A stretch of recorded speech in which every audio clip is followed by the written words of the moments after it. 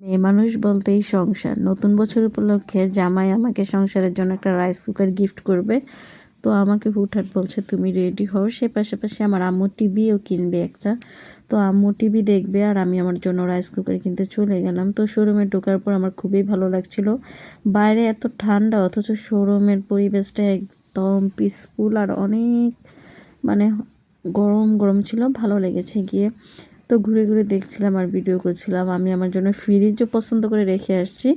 হয়তো আমি কিছুদিন পর নতুন ফ্রিজ কিনবো আর একটা ওয়াশিং মেশিন কিনবো, আরও কিছু ইলেকট্রনিক জিনিস কিনবো। আর এখন যেহেতু আমার গ্যাসের অনেক বেশি প্রবলেম, কার কার এলাকায় কার কার বাসায় এই সমস্যা আমি জানি না, তো আমার বাসায় অনেক সমস্যা।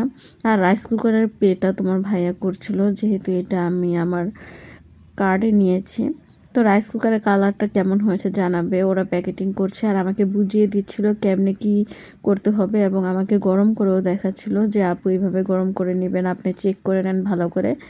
তো আমি এটাতে যেদিন পোলাও, মাংস বা খিচুড়ি যেটাই রান্না করি না কেন আমি তোমাদের সাথে অবশ্যই শেয়ার করব। আর এটা 2.5 কেজি চালের পোলাও, খিচুড়ি, ভাত রান্না করা যাবে। আর আমি তো অনেক বেশি হ্যাপি, আর আমার হাজব্যান্ড বলতেছে আমার বউ হ্যাপি মানেই আমি হ্যাপি। তো বাসায় নিয়ে চলে আসলাম। আজকে এই পর্যন্তই ভিডিও।